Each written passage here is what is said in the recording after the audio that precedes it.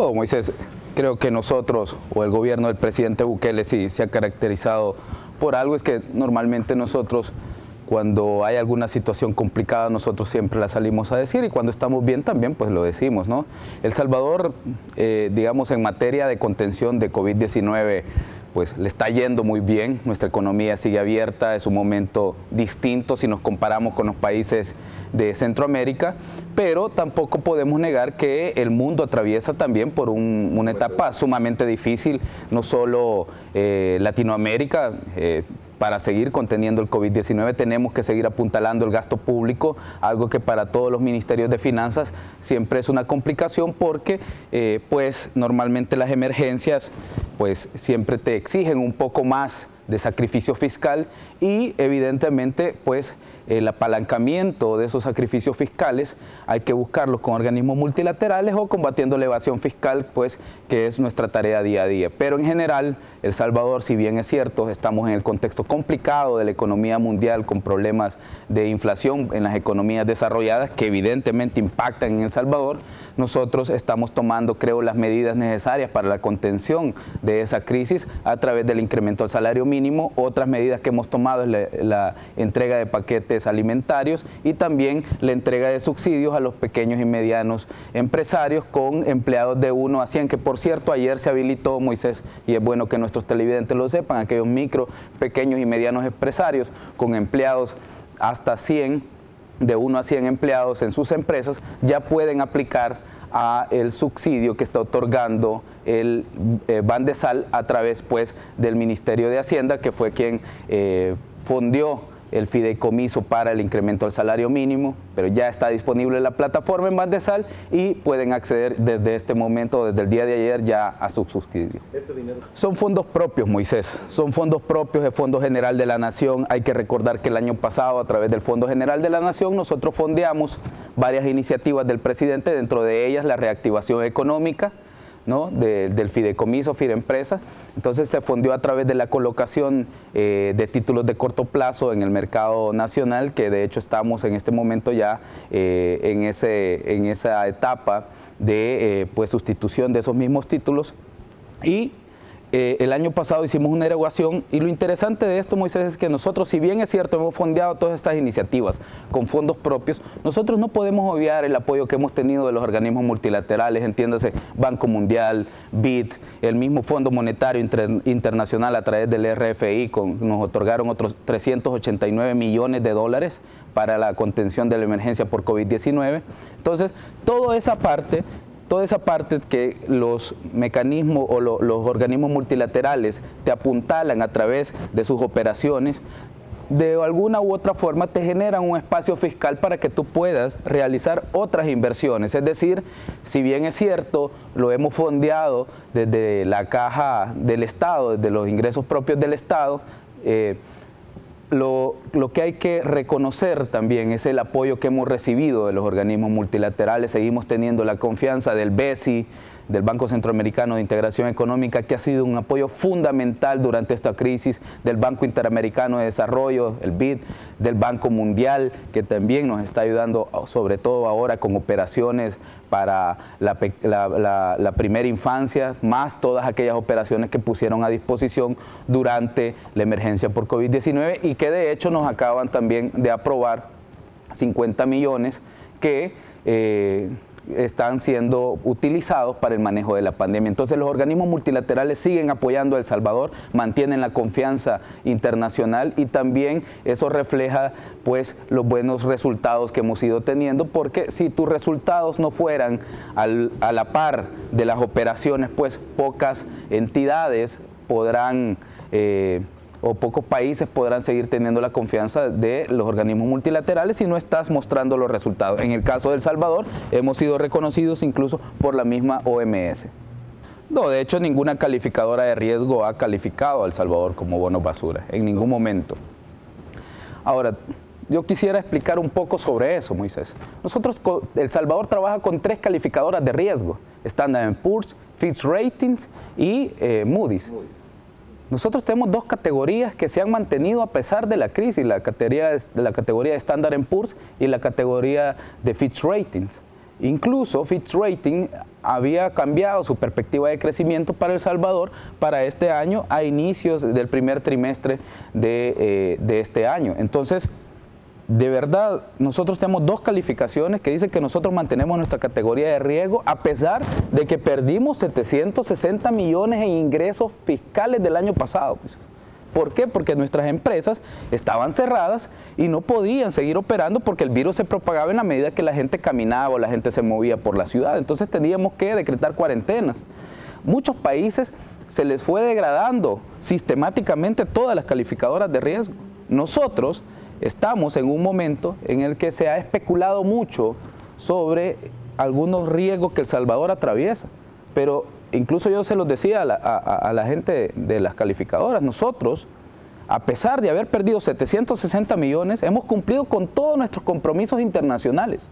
A pesar de haberse duplicado o casi triplicado el gasto en salud durante esta emergencia por COVID-19, mantenemos siempre proveyendo todos los servicios que hemos dado a todos nuestros compatriotas. Mantenemos nuestros servicios de seguridad pública a través del Plan Control Territorial que tan buenos resultados nos ha dado. Seguimos renovando escuelas, vamos a seguir renovando. Acabamos también de aprobar la operación de Mi Nueva Escuela, que va a renovar más de 200 escuelas en el país, más los otros fondos que vamos a utilizar para la política de primera infancia. Seguimos entregando computadoras, una computadora a cada uno de los estudiantes del sistema público de El Salvador. Seguimos renovando la red vial a través de inversiones en infraestructura. Nada menos el día domingo, el ministro de Obras Públicas anunciaba 7 nuevos pasos a desnivel a construirse en el área periférica del Gran San Salvador y que para desahogar el tráfico y ayudar al traslado de mercancías y que se reduzcan los costos. Entonces hemos seguido, Moisés, a pesar de los embates de la crisis, hemos seguido proveyendo y hemos seguido invirtiendo en obras que nunca se invirtió en el pasado. Y a la par de esto, o paralelamente a esto, seguimos combatiendo la evasión fiscal, seguimos innovando con temas de factura electrónica, seguimos poniendo en marcha el programa de reducción de la brecha digital en el sistema público educativo. Se sigue implementando, que no es solo la entrega de computadoras como tal, sino es la conectividad de los centros escolares y la renovación de las infraestructuras tecnológicas de estos mismos centros escolares.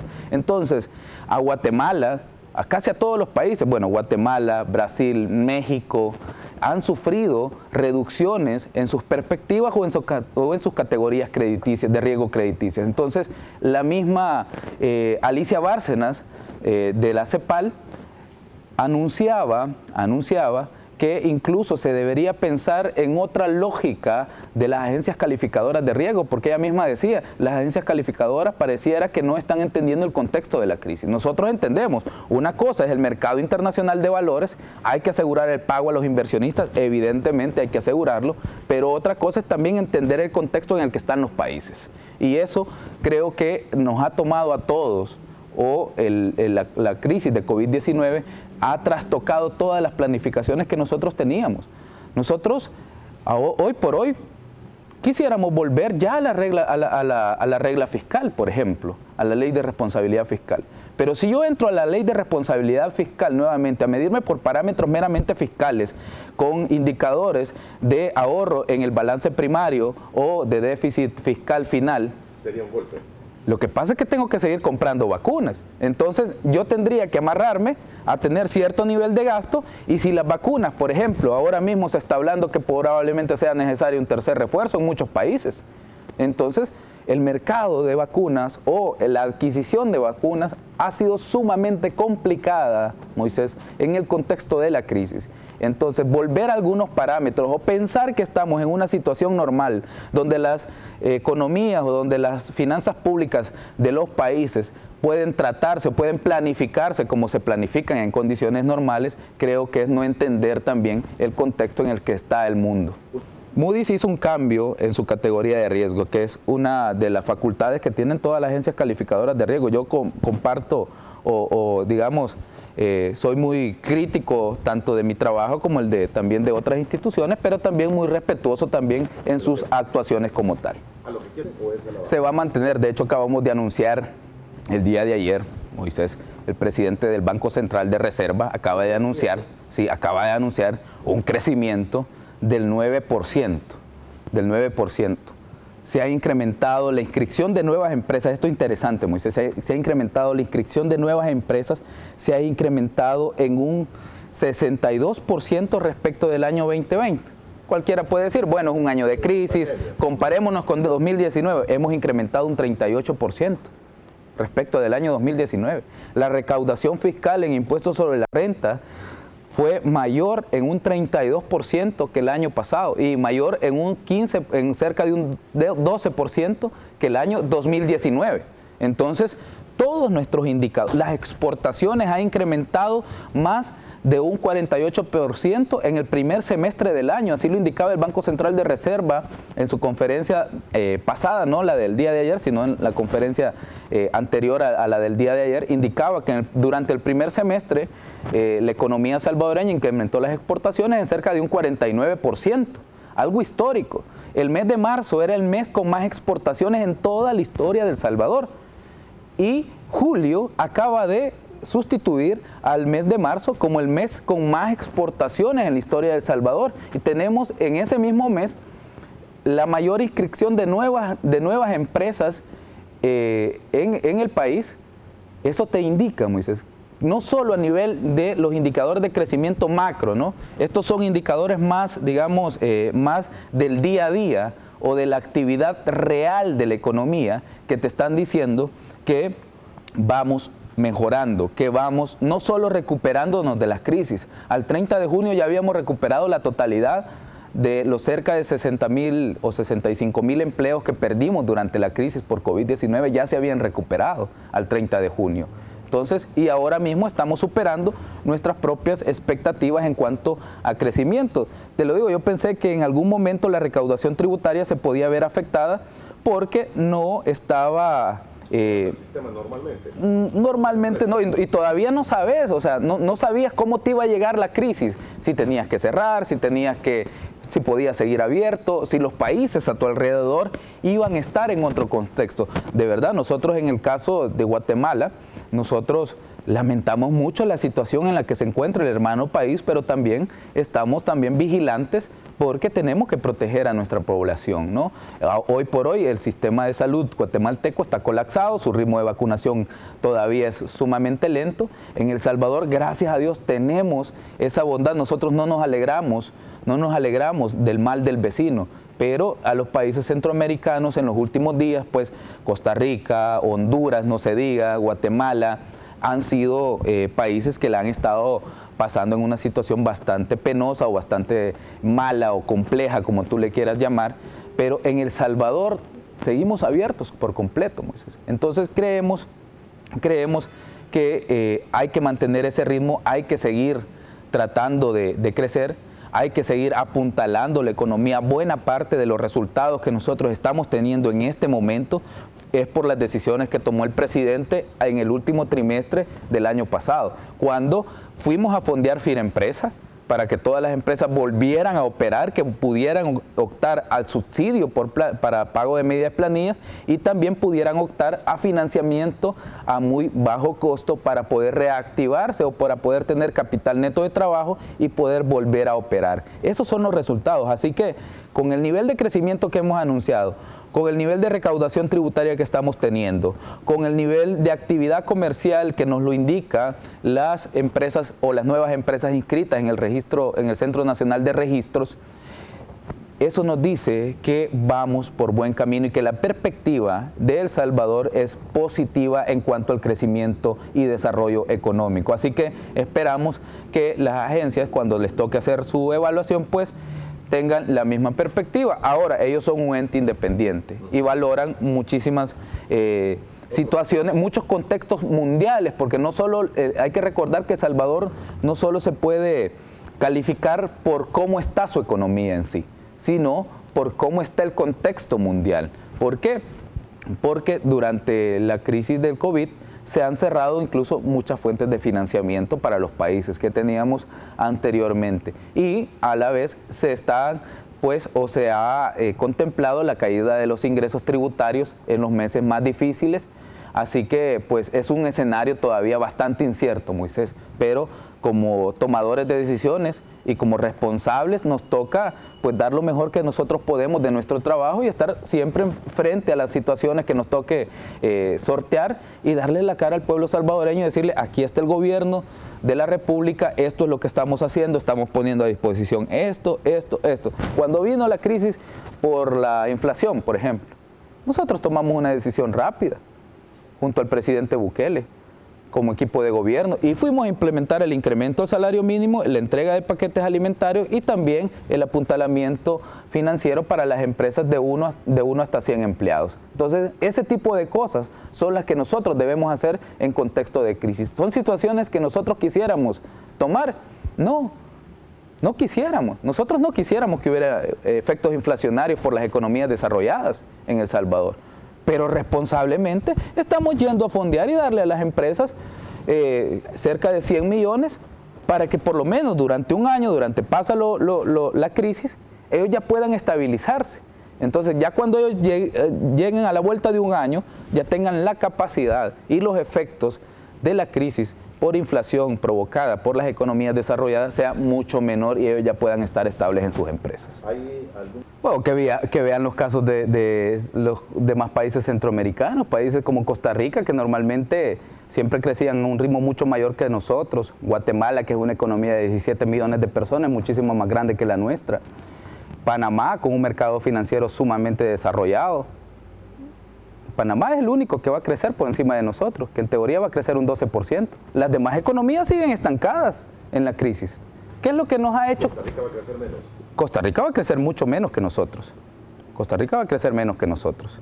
De hecho, no tengo el gráfico acá, Moisés, no porque me gustaría mostrarlo, pero Costa Rica, si no mal recuerdo, va a crecer creo que entre un 6 y un 7%. Panamá, si recuerdo, que va a crecer un 12%, que es el único que va a crecer un 12%, porque ellos también anunciaron algunas inversiones hace poco, pero el ritmo de crecimiento de El Salvador, la verdad, Moisés, es sumamente sorprendente. Las demás economías no se están recuperando. ¿Y qué es lo que ha hecho que nosotros estemos aún en un escalón más alto? Algo que no nos genera un privilegio como tal, ni queremos parecer que somos más que los demás países hermanos de Centroamérica, pero que definitivamente nos pone en otro contexto económico. Nosotros tenemos un sólido proceso de vacunación. Más del 30% de la población ya ha recibido sus 2 dosis. Hay un buen porcentaje que ya ha recibido la primera dosis. Estamos vacunando los menores entre 18 y 12 años. Creo que somos el único país, espero no equivocarme, pero creo que somos el único país de Centroamérica que estamos vacunando. Ni Panamá, ni Costa Rica, ni Guatemala. Ni República Dominicana, digo estos 4 países porque son economías más grandes que la nuestra. Honduras es un poco más pequeño, una economía de cerca de 5 millones o 6 millones. En el caso de Nicaragua, pues es un poco complicado obtener información oficial acerca de las tendencias económicas, pero tenemos un sólido proceso de vacunación. Y yo lo venía diciendo casi que desde el año pasado. El proceso de vacunación generará una ventaja competitiva a aquellos países que lo sepan implementar. Y además de eso, la vacunación, Moisés, se ha convertido en la principal política económica que están implementando los países hoy por hoy. ¿Por qué la principal política económica? Cualquiera diría, si eso es del campo de salud. Si tu economía no está vacunada, si tu gente no está vacunada, no puedes tener certificado de viaje seguro COVID, por ejemplo. Eso nos permitió a nosotros ser los organizadores del Mundial de Surf que recibimos en los últimos días de mayo. Entonces, tener un certificado COVID. Además de eso, no podés tener tu economía abierta si no tenés un proceso de vacunación bastante fuerte. Nosotros lo tenemos, gracias a Dios. Guatemala tiene un estado de calamidad nacional de este país. En este mismo momento. Incluso, esa es la diferencia, Moisés. Mientras Guatemala está cerrando intermitentemente, en estos momentos cierra por las noches, cierra a veces en el día, hay zonas que están un poco más complicadas. Nosotros estamos completamente abiertos. Entonces, ¿a dónde probablemente vayas a hacer turismo? En el caso de ser un extranjero, ¿dónde vas a ir a buscar a poner una nueva empresa? El Salvador. Entonces, ¿por qué? Porque está completamente abierto. Entonces, además de eso, el resultado del crecimiento económico va a ser apuntalado también por nuestro plan de infraestructura. No creo que nosotros sigamos creciendo a 9 puntos porcentuales año con año. De los países, o de los pocos países que se ha visto en la historia que crecen a ese ritmo ha sido China, por ejemplo, pero es una economía de más de 1.000 millones de personas, ¿verdad? Y además es una economía con un Estado centralizado, distinto a El Salvador, que pues tenemos libre mercado. En el caso chino es un capitalismo de Estado, como ellos se autodenominan. Panamá durante los 90 a través de la liberalización de su economía, que crecía a ritmos de entre 6 y 10%, pero eso pues también le valió entrar a las listas negras de la OCDE y otras entidades que verifican la transparencia y la no imposición de regímenes fiscales como paraísos fiscales, ¿no? Entonces eso le valió a Panamá entrar a esa isla, pero crecieron mucho, a esa lista, pero crecieron mucho durante los 90. Entonces nosotros creemos que podemos superar el ritmo de crecimiento que nunca avanzó del 2.5, por ejemplo, en El Salvador. Sí creemos que lo podemos superar en los años venideros, pero pues eso necesitará el acompañamiento incluso del mismo sector privado. No es algo que nosotros podamos decidir plenamente desde el gobierno. Claro, apuntalamos nuestra economía a través del gasto público con inversiones inteligentes en infraestructura, en seguridad, que son importantes para el desarrollo y el crecimiento económico, pero esto es un acompañamiento de toda la sociedad para que nuestra economía crezca. Las remesas siguen creciendo pues de manera muy optimista, Moisés. Esto en buena medida a los planes también de reactivación fiscal o a los planes de incentivo fiscal que se están implementando en Estados Unidos, que es la economía que más influencia a los datos de El Salvador o a la parte de las estadísticas salvadoreñas.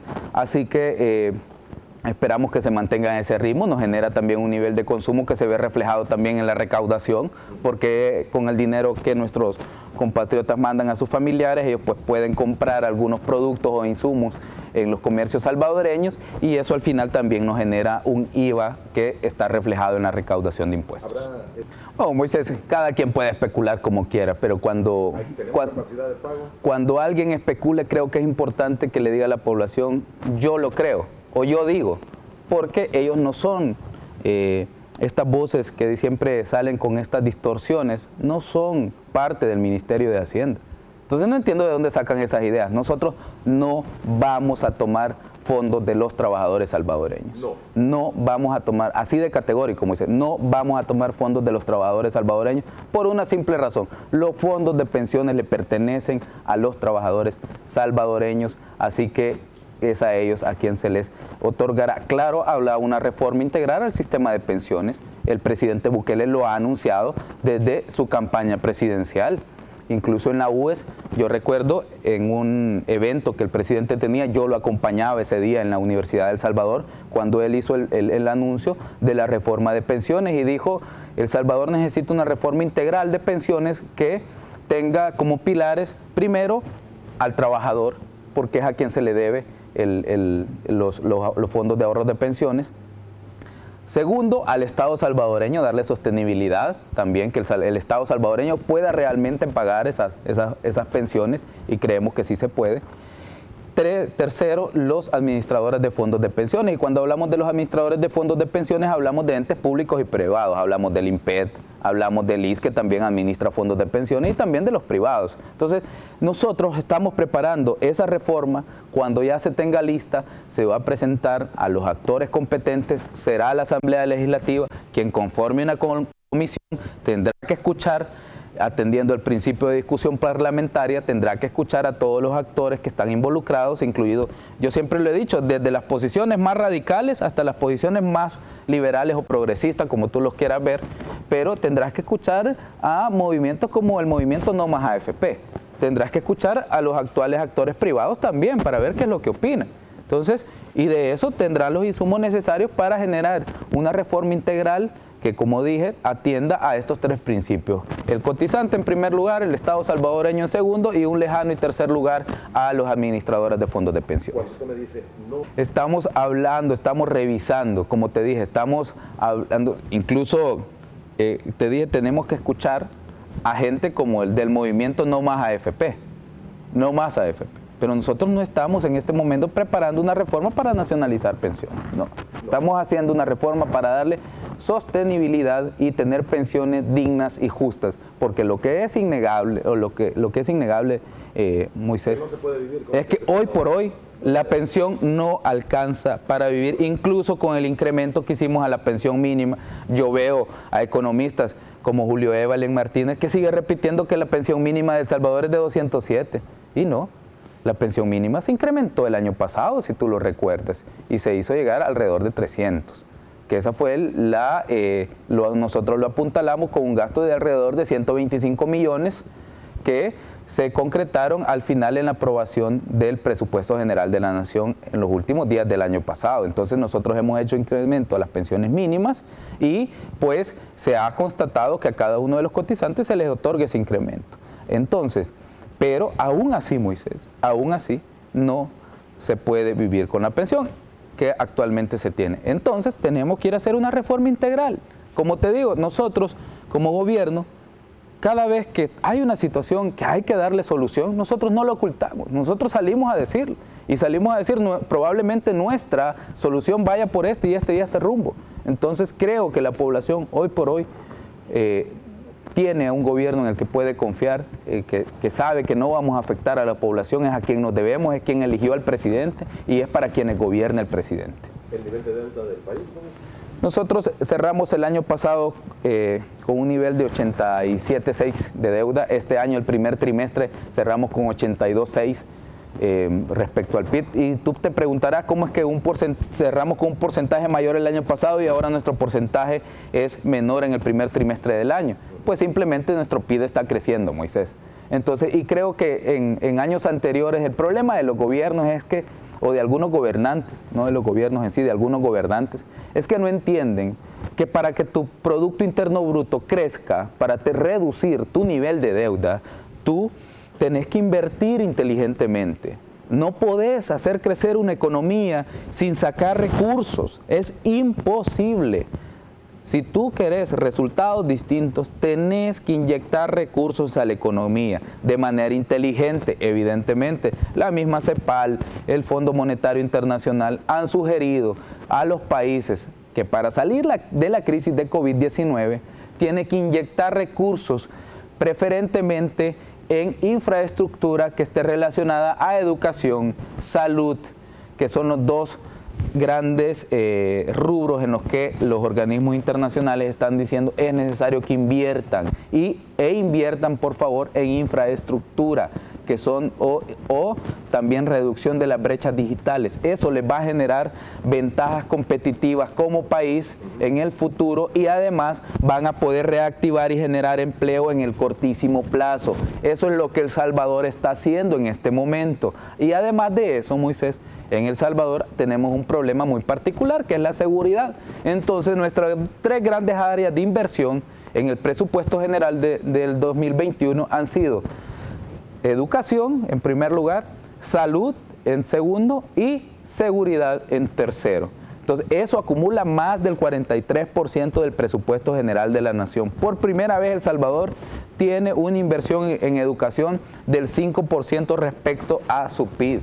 Entonces estamos haciendo las inversiones de manera inteligente. Entonces, ¿cómo nos ha ayudado esto? Nuestro Producto Interno Bruto ha empezado a crecer por la generación de empleo, que significa el invertir en infraestructura y seguir renovando nuestras escuelas y nuestro sistema hospitalario, y así queremos continuar. Por eso anunciamos también 7 nuevos pasos a desnivel que no solo ayudarán en temas de infraestructura vial, Moisés, sino que nos van a ayudar a generar empleo ya, con inversiones de empresas constructoras que van a venir ya a invertir ahí. Y luego habrán otros beneficios, por ejemplo, que generarán las obras viales como las que generó el bypass Camino a Sur City, que en un mes las ventas habían incrementado casi un 50% para los comercios locales. Entonces, nosotros vamos a tener también esos beneficios después de que hayamos terminado las construcciones. ¿Solo para hacer dos?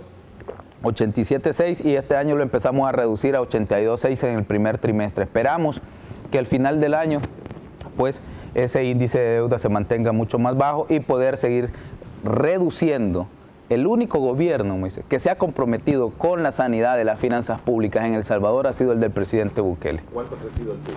Nuestro PIB más o menos creció en un cercano a un 3% durante el primer trimestre de este año.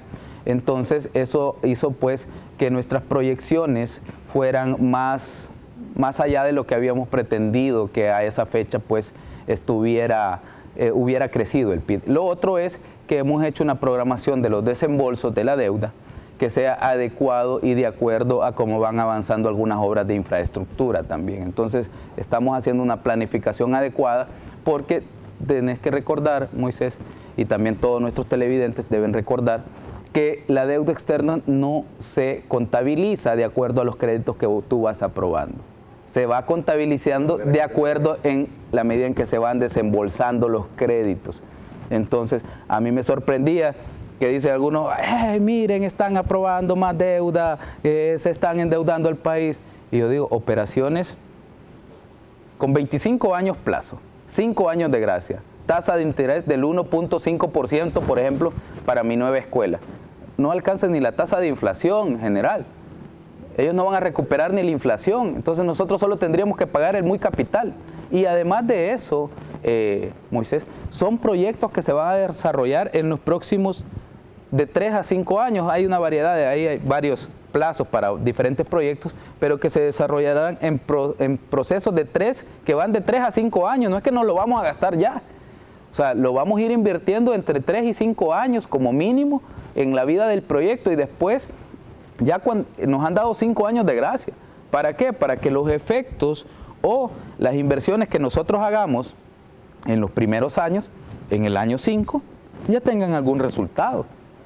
Ya tengan algún resultado y empecemos a rentabilizar y podamos empezar a pagar esas operaciones que evidentemente tenemos que devolver el dinero que los amigos multilaterales nos ayudan, pero estas, por ejemplo, las inversiones en primera infancia, el Banco Mundial las señaló en 1948 y desde 1948 el Banco Mundial lo seguía repitiendo y nunca lo hicieron, nunca se hizo. Entonces ahora nosotros logramos captar la operación, le pusimos un componente bastante importante de infraestructura para que nos ayude en la crisis y además de eso le vamos a dejar la infraestructura para toda la vida y vamos a invertir realmente en los ciudadanos salvadoreños en su primera infancia, algo que nunca se ha hecho y que va a tener no solo los resultados educativos, sino también los resultados en salud, porque vamos a tener que gastar menos, porque nuestros ciudadanos se van a enfermar menos ahora si tú inviertes, haces un tamizaje, por ejemplo, neonatal, y puedes detectar enfermedades como hipotiroidismo y otros padecimientos congénitos. Te lo digo, mi hijo es hipotiroídico y gracias a Dios lo pude detectar a tiempo. Entonces, y los demás niños salvadoreños no merecen detectar a tiempo un padecimiento de este tipo y que se pueda prevenir alguna enfermedad que pueda provocar que no lleguen a una vida laboral adecuada o una vida laboral o una vida estudiantil plena, por ejemplo.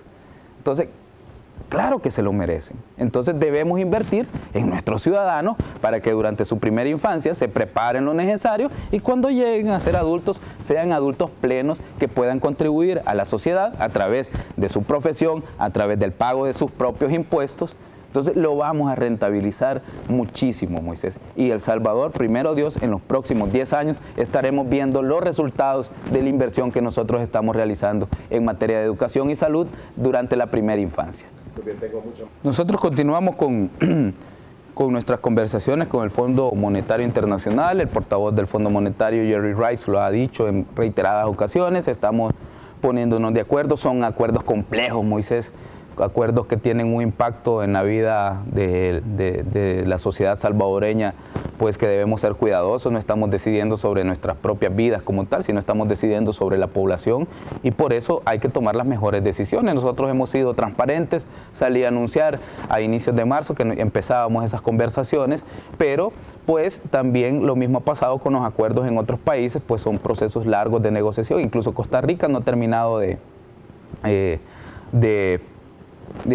configurar el acuerdo porque hay que pasar por el Congreso, hay que meter otras medidas, hay que hacer revisiones periódicas. Entonces, si bien el acuerdo se firma en un momento, luego hay que darle seguimiento y darle cumplimiento a todos los compromisos que has asumido. Así que, continuamos esas conversaciones, estamos en buen camino, creemos que en los próximos días se pueden realizar anuncios, pero evidentemente no depende solo de mí, sino que depende también del Fondo Monetario Internacional. Así que cuando esté listo, pues haremos los anuncios respectivos. ¿No están en impasse? ¿No se han suspendido? No, para nada, para nada. Nunca nadie ha anunciado. Ahora, ¿qué es lo que pasa? Que alguien de la oposición que está adverso al gobierno diga que están en impasse, que se han suspendido, que se cayeron, pues tendrá que decir de dónde saca la información, porque el portavoz oficial del Fondo Monetario Internacional y el ministro de Hacienda, el presidente del Banco Central de Reserva, que somos el gobernador, en el caso del presidente del Banco Central de Reserva, el gobernador propietario y en mi caso el gobernador suplente del Fondo Monetario Internacional y el portavoz Jerry Rice, ninguno de nosotros tres ha dicho algo de que se ha suspendido. Entonces la información oficial es que las negociaciones continúan, son acuerdos complejos, no se cierran de la noche a la mañana. ¿Es un fondo precautorio? No, es un EFF, es un acuerdo de facilidad extendida en el cual podríamos acceder alrededor de 1.400 millones. Los acuerdos con el fondo, hay acuerdos precautorios, hay acuerdos de stand-by, hay acuerdos IFF, como en el caso en el que vamos a acceder en El Salvador. El acuerdo IFF te genera mejores condiciones en la curva de repago, y pues ayuda a suavizar también tu perfil de riesgo crediticio por la curva soberana. Así que eso te permite pues generar un periodo de pago un poquito más largo que en un acuerdo de stand-by, por ejemplo, y eso pues es lo que estamos buscando, algo que nos ayude a suavizar nuestro perfil de riesgo, que ya lo recibimos así. Nosotros ya en 2019, Moisés, tú recuerdas, se hablaba y era un 70% de la deuda respecto del PIB. O sea, eso se contabilizaba. Luego vino la crisis por COVID-19 y nos exigió un incremento del gasto fiscal. No es que nosotros decidimos, no es que nosotros quisiéramos, pero no íbamos a dejar que la gente se nos muriera en las calles. Salimos a construir el Hospital El Salvador, salimos a construir el centro de vacunación, renovamos todo nuestro sistema hospitalario e implementamos hospitales temporales de primer mundo, de primer nivel. En nuestro país, ¿tú no has visto imágenes de hospitales temporales mojándose con los enfermos adentro o personas tiradas en el suelo con tanques de oxígeno? Nuestro tratamiento de COVID-19 ha sido un tratamiento de primer mundo, y eso ha sido gracias a que nosotros hicimos un sacrificio en materia de recursos económicos. ¿Se tiene el monto de ese sacrificio, ministro? Fueron alrededor de 704 millones los que nosotros invertimos de organizaciones multilaterales, más 700 más que tomamos del presupuesto ordinario de la nación. Alrededor de 1.400 millones fueron los que nosotros invertimos en todo el sistema de salud. Pruebas PCR, Moisés. Creo que muchos nos hemos olvidado cómo incluso comprar pruebas PCR era sumamente difícil, que en los mercados internacionales incluso te estaban vendiendo pruebas falsas, si tú lo recuerdas. Sí. Nosotros fuimos cautos y fuimos y compramos, bien, gracias a Dios. Tuvimos que comprar medicamentos para atender, tuvimos que comprar oxígeno, tuvimos que construir hospitales. El Hospital El Salvador nos costó alrededor de 75, 80 millones, más toda la inversión en todos los sistemas de refrigeración para las vacunas, nuestro sistema de transporte de vacunas. O sea, tener esto evidentemente nos va a costar recursos. Pero ¿qué es más importante? ¿Los recursos o la vida de los salvadoreños? Si no invertíamos esos recursos, no estuviéramos, tú y yo, Moisés, creo que no estaríamos en esta misma mesa, porque probablemente, tal vez tuviéramos que estar más separados o con mascarillas, no sé, porque la situación fuera más complicada ahí en la calle. O estuviéramos desde un hospital, no sé. Entonces, creo que la situación sería más caótica y gracias a Dios tomamos decisiones adecuadas. ¿Que nos costó recursos? Claro que nos va a costar recursos. Si no se puede construir nada, no se puede mover nada si no tenemos recursos invertidos. Y al final, los recursos son para eso, no son para guardarlos en una cuenta bancaria y que el Ministerio de Hacienda tenga, digamos, una gran disponibilidad en ahorro, mientras que la gente en la calle sigue sufriendo. Los recursos públicos son para invertirlos en la gente, ¿quién los paga? Hay una pregunta que es: ¿a curso legal en el país? Claro que sí, Moisés. Si es que es nuestra propuesta de atracción de inversiones. Se va a publicar dentro de poco. Pues la oposición nunca se va a quedar bien, pues. O sea, va a estar a tiempo. Va a estar a tiempo, Moisés, que nosotros no estamos expulsando de nuestro sistema económico, no estamos expulsando al dólar.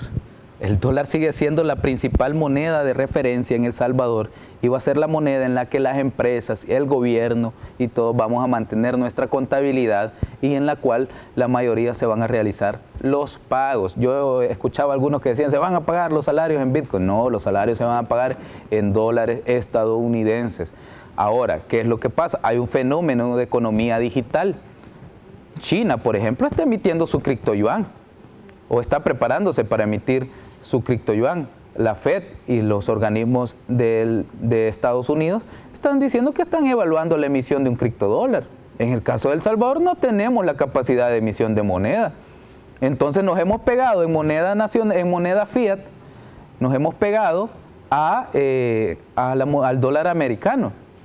Y en criptomoneda nos hemos pegado al Bitcoin, que es una moneda que básicamente también tiene fortalezas. Ahora, es una apuesta para la atracción de inversiones. Nosotros no estamos sustituyendo al dólar americano como nuestra moneda de referencia.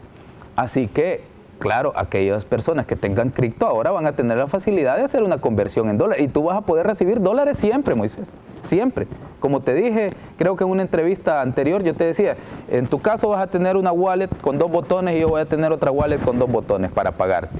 Una que dice pagar en dólares o en Bitcoin y yo le aprieto a pagar en Bitcoin, imagínate, y aprieto pagar en Bitcoin. Pero cuando tú lo recibas en tu wallet vas a decidir recibir Bitcoin o dólares.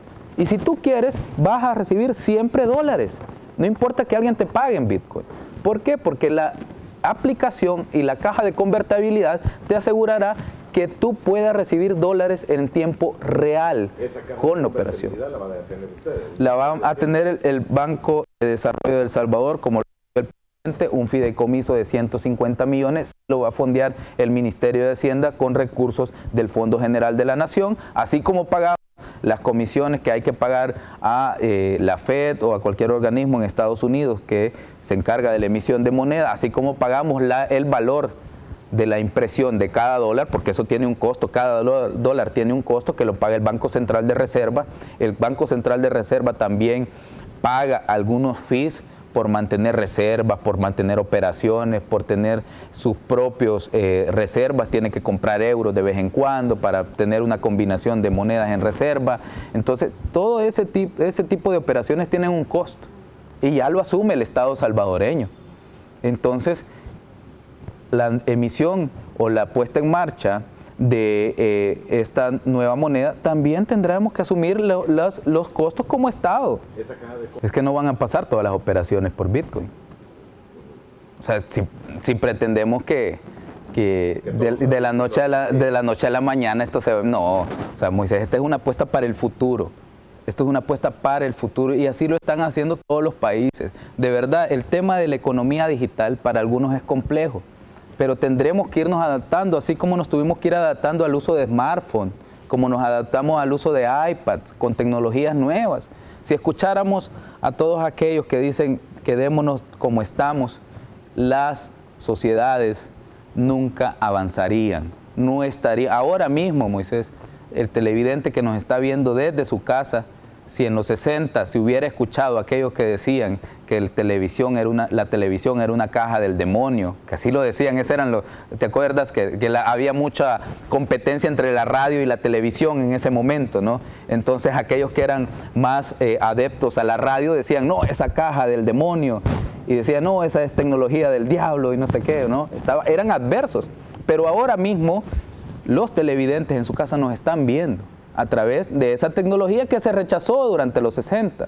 Entonces, igual pasa con la computación, con diferentes tipos de innovaciones. Lo mismo pasa con la economía digital y las criptomonedas. Es un fenómeno que querrás o no, ya ocurre en todos los países del mundo. Si en el SONTE, y esto no es menospreciar a nuestro país ni nada, Moisés, pero en el SONTE, que es nosotros que somos un país alejado, digamos, de las economías centrales, donde se dan este tipo de fenómenos como Estados Unidos, Europa, ¿no? Que están en mayor auge. Si ya el fenómeno está en nuestro país, en un lugar, en una playa de nuestro país, que no se reconoce por sus grandes rascacielos, ni por su mercado financiero fuerte, ni porque hay una bolsa de valores en el Zonte. No lo hay. Es una economía básica. Es una economía cotidiana. Y si ya lo tenés ahí, ¿tú crees que el fenómeno no va a seguir avanzando? O sea, que alguien no esté de acuerdo no implica que el fenómeno no va a seguir creciendo. Los países están transicionando a criptomonedas por esa misma razón. Los grandes bancos que en el pasado rechazaban las criptomonedas están empezando a abrir fondos de inversión y también están empezando a aceptar pagos en cripto. Incluso se dice, no me consta porque no he estado en la firma del contrato, pero se dice que en el nuevo contrato de Leo Messi en el PSG va a recibir parte de su pago en criptomonedas. Ellos sabrán cómo habrán hecho ese mix entre moneda fiat y también en el pago de criptomonedas, pero todas las economías van a empezar a transicionar hacia eso. Y El Salvador pues está poniendo un pie adelante para la atracción de inversiones por ese rubro. Les pagas en dólares, en físico, o les pagas en la wallet si quieres. El dólar físico no va a dejar de circular. Entonces tú le puedes seguir pagando en físico como tú quieras, ningún problema. Aquí hay tres pagos. ¿Y el dólar? El dólar también. Bueno, entonces tenés una paridad de leyes. Por eso es que nosotros siempre lo hemos dicho, es totalmente opcional, Moisés. Claro, hay alguien que quiere decir que a la fuerza es obligatorio, bueno, dejémoslo pues, por más que se le explique, no entiende. Pero el Bitcoin y el uso de la wallet inclusive es totalmente opcional. O sea, si tú no quieres, no lo bajas. Simplemente no bajas la aplicación y tú tienes en circulación los dólares y tienes que recibirlos también. Entonces, es falso ese discurso. Claro, como te digo, esta es una tecnología que nos vamos a ir adaptando poco a poco, pero cuando tengamos los resultados, hasta entonces entenderán algunos miembros de la oposición que siempre se están criticando por todo al gobierno, entenderán que se habrá tomado la decisión adecuada y que por fin llegamos primero a algo. Al momento. O sea, también, Moisés, o sea, si nosotros empezamos a hacer todo lo que dice la oposición, este país va a ser otra vez el mismo. Y yo creo que nadie quiere que tengamos otra vez 23 asesinatos, que nuestra economía siga estancada, que nuestras finanzas públicas sigan en problemas de liquidez y con el endeudamiento que ellos nos dejaron, que nuestros hospitales se sigan cayendo. Entonces, de verdad, yo tengo la decisión de hacer lo que la mayoría de la población quiere que hagamos y tengo la decisión de hacer lo que 2 o 3 personeros de FUSADE, y lo voy a decir con nombre y apellido, Moisés, porque yo si hay algo que tengo es que le llamo a las cosas por su nombre. Pero si yo empiezo a hacer lo que dice Funde, de Roberto Rubio, que está acusado de recibir sobresueldos, FUSADES, donde trabaja Luis Mario Rodríguez, también acusado de recibir cerca de $11,000 de sobresueldo y que se pagó su doctorado con fondos públicos. Si empiezo a hacer lo que dice la ANEP, del cual su presidente abiertamente ha dicho que es adverso al gobierno y que fue candidato presidencial del Partido Arena en la elección anterior en la que participó el presidente Bukele y perdió contra Carlos Calleja, el señor Simán, la candidatura presidencial del Partido Arena. Si yo empiezo a hacer lo que estas 3 organizaciones dicen, hombre, yo lo que voy a tener es el mismo país del pasado. Si yo empiezo a hacer lo que el FMLN me dice, yo lo que voy a tener es el país que gobernaba el FMLN. Y yo creo que la población salvadoreña eligió al presidente Bukele porque ya no quería tener a Arena con su corrupción, ni quería tener al FMLN con su corrupción y con su incapacidad. Entonces, tenemos un expresidente de Arena preso por malversar cerca de 301 millones. Uno que murió en arresto domiciliario siempre de Arena. También un expresidente, bueno, 2 expresidentes del FMLN exiliados y diciendo que son perseguidos políticos en Nicaragua, más sus ministros que andan huyendo. Hombre, ¿y les vamos a hacer caso a ellos? Si les hacemos caso a ellos, primero, el país va a terminar como ellos. Y segundo, la clase gobernante va a terminar como ellos. Y yo no quiero parecerme a ellos, Moisés, ni quiero tener un país similar al que ellos tenían. Entonces, no es que no los escuchemos, pero es que ellos no son nuestros jefes. Yo veía cómo FUSADES aquel día decía, nos han presentado este y este plan. Y yo les decía en un tuit de manera directa, y lo digo, como te dije, con nombre y apellido, porque no se trata de decir que me están persiguiendo ni nada. Yo hablo de frente y se los dije a ellos. Alguien debió haberles anunciado que los planes de gobierno ya no se iban a hacer en sus oficinas. Alguien debió decirles que sus empleados ya no gobernaban, que Luis Mario Rodríguez ya no era parte del gobierno. Ese que ahora tienen ahí como director y que está acusado de recibir sobresueldo. Alguien debió anunciarles que el país había cambiado y que ya no estaba en esas pequeñas manos de Arena, ni en esas pequeñas manos del FMLN que nos sumieron en el subdesarrollo y que defalcaron las finanzas públicas y la confianza de todo un pueblo. Entonces, nosotros no nos debemos a ellos, porque ellos abiertamente ya tienen una afinidad política, Moisés, y eso es importante que la población lo sepa. FUSADES ha estado siempre detrás de los gobiernos de Arena, y eso lo sabemos todos. FUNDE ha estado siempre en pro de los gobiernos de Arena. Roberto Rubio estuvo acusado de recibir, o está señalado de recibir, sobresueldos de la partida secreta de Tony Saca. Entonces, nosotros les vamos a hacer caso a ellos. O sea, hombre, tenemos a toda la población a quien nos debemos y tenemos a estos 2 o 3 personeros que por más que tú hagas se van a seguir insistiendo hasta ver colapsado el país, porque ellos lo que quieren es que el gobierno fracase, así ellos creen que se van a convertir en una opción política para la población salvadoreña. Y no es buscando el fracaso del otro o el fracaso del país que ellos van a tener simpatía con la población. La población lo rechaza porque robaron fondos públicos, no es por otra cosa, por eso lo rechaza la población, Moisés. Me queda clara la etapa final. De hecho, Moisés, todos los años se terminaba ya por el mes de octubre la devolución del impuesto sobre la renta para aquellos que les corresponde devolución. Este año esperamos esta misma semana poder terminar con esas devoluciones, ya sí, esta misma semana realizar. Ahora, si hay alguna inconsistencia en la declaración, tendrá que acercarse al Minicentro Express o realizar las adecuaciones necesarias en su declaración para que pueda realizarse. Aquellas que tengan observaciones, nada más. Pero aquellos que no tienen observaciones, pues ya serán devueltos a más tardar esta misma semana, Moisés.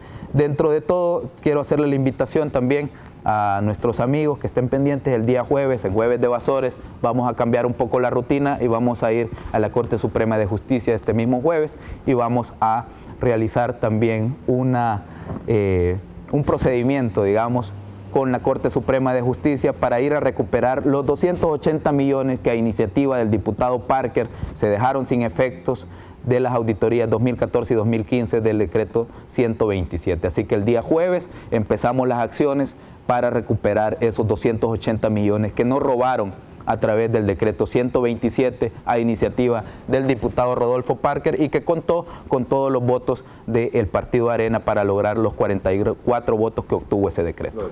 Vamos a presentar el día jueves un procedimiento que está contemplado en la Constitución y que es una facultad del Ministerio de Hacienda, así que el día jueves en la Corte Suprema de Justicia, este jueves no vamos a tener el jueves de evasores en la Fiscalía, sino que lo vamos a tener en la Corte Suprema de Justicia. Vamos a desvelar por fin cómo estructuralmente nos han saqueado.